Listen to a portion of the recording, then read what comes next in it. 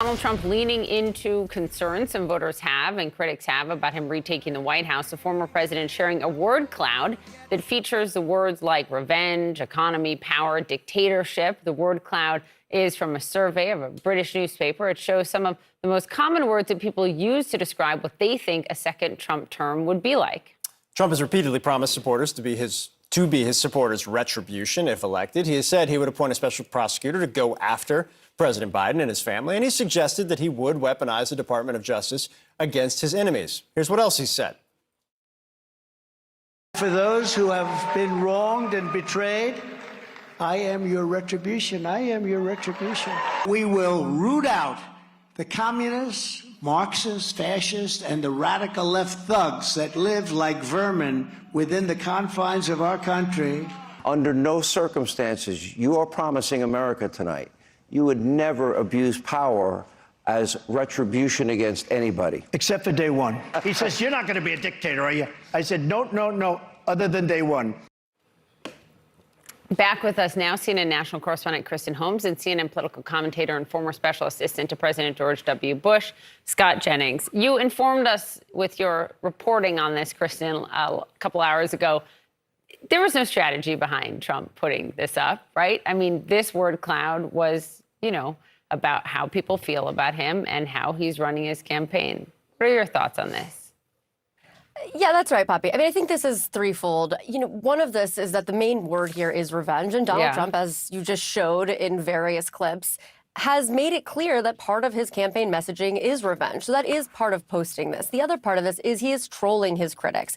There has been a lot of talk in the media, and he has gotten more attention since he said those dictator comments, that he would only be a dictator on day one. This is his way of trolling his critics, trolling the media, any of his rivals, just putting it out there without any context. The last part of this is that some of the other words on there, power, economy, those are words that he believes his Republican base wants to see, that he believes that his voters want someone who is strong. So he's looking at those words as well. But overall, I'd say this is more of a trolling strategy than an actual political strategy. And it's effective because Scott is sitting there begging us to talk about this every single day. Scott, can I ask, though, and I mean this in all seriousness, Kristen Sills-Anderson has just a really great piece in the New York Times. She's a pollster. She's a friend of the show, friend of everybody at CNN, who goes through kind of the dynamics of the race, talking about chaos versus non-chaos candidate and comparing kind of why Biden won in 2020 and why he's having difficulty in the polling in 2024, a through line kind of from Afghanistan to now. If this becomes a contrast election where Trump is trolling and Trump is chaos and Trump is all the things that he's using to great effect in the primary, how does that benefit him in a general election?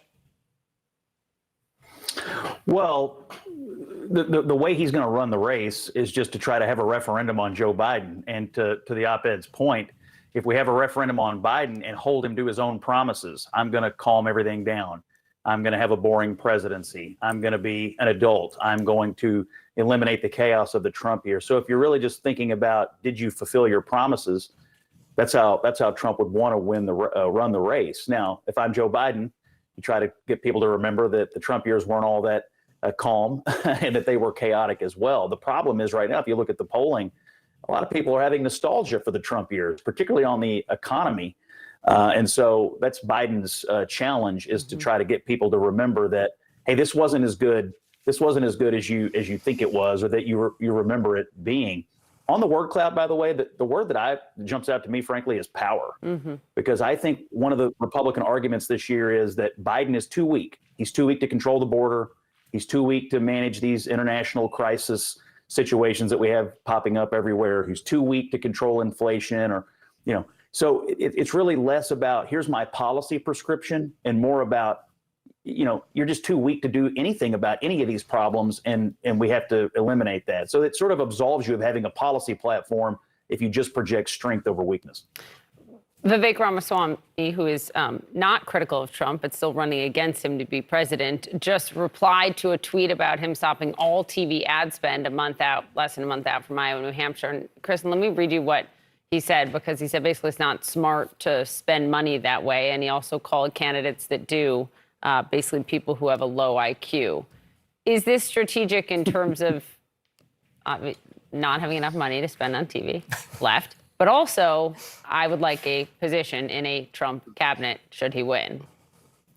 Well, first of all, Vivek Ramaswamy promised he would spend far more money on television than he has. And he has spent quite a bit. He spent over $4 million. But I'm fairly certain he said at some point he was going to spend 10 digits, so the double-digit millions there. Now, in terms of whether or not this is low return on interest, yeah, low ORI, that's probably an accurate statement. And there are a lot of people who believe that this way of reaching voters is antiquated. Donald Trump himself, if you'll remember in 2016, almost released 0 ads. He relied completely on earned media. Now they know that's not an option this time around. But when it comes to Ramaswamy and potential cabinet positions, it's much too early to talk about that. However, we can note that senior advisors on both campaigns are in communication. The two of them, Ramaswamy and Trump, have sat down on multiple occasions.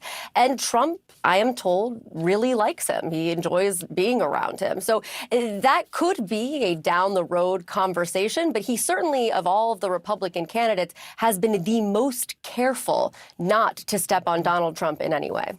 Scott, as somebody who's been involved in a number of campaigns in the past, if you pledge that you're going to spend $10 million, spend a little bit over $2 million, and then pull all your ad spend down, and then say the reason is why is because you found a new way to do things, and everybody who buys TV ads is an idiot. Do you feel like he's found a new way to do things, or he doesn't have any money?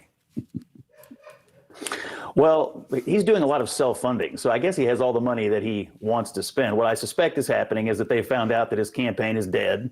He has no chance to win, and so he doesn't want to spend his own money on these TV ads that he claimed he was going to do just a few weeks ago. It is true that what they're talking about, this targeting of ads, using addressable advertising mediums, social media, digital spending, campaigns do that, but they usually do it in conjunction with TV ad spending. I suspect what he's doing right now is planning an exit strategy, trying to save as much of his own money as he can and figuring out the exact right time to get out of the race and endorse Donald Trump to please Donald Trump the most. He's essentially functioned as a Trump surrogate or a Trump stand-in on the debate stage and throughout this campaign. So I have no reason to believe that won't continue. Kristen Holmes, thank you. Scott Jennings with the perfect 10. If we still had Room Rater, your Christmas decor It's solid. is very solid. It's elite. We know you put that up yourself. Yeah, Scott thank my Jennings. wife. She gets this all set up for every holiday. It's amazing. If it makes you feel any better, I have already put EVAC on alert. He's ready to go if it comes to that. General, I can assure you. Hey, General, let me into the war room to see you, so I had to hack my way onto this frequency. This better be critical, Wheelie. Sir, come on, what is it now, please? Okay, couple of things. I'm running low on the dough. I was thinking about taking a couple of months sick leave, maybe starting today. And, oh yeah, I intercepted a transmission from Megatron. Then send it through. Yes, sir, right away, sir. And so I was so dang weird, good on me, let us know. This is your last warning, insects. Relinquish what remains of the Allspark. So who is the insect? You? What? Who's the insect? Protect you. They were defeated on our world, and we will defeat them here. The Megatron. This was just a diversion. Security, please bring up. Rabbit, she's already inside. Deeds! Give me an update on that reserve. What's readiness? What was his name? What was it? Evac, sir. Right, evac.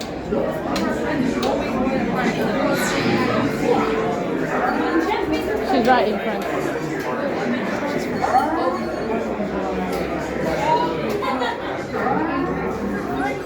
We are facing a heavy, sustained attack. They appear to be after the Allspark. General, watch out! General!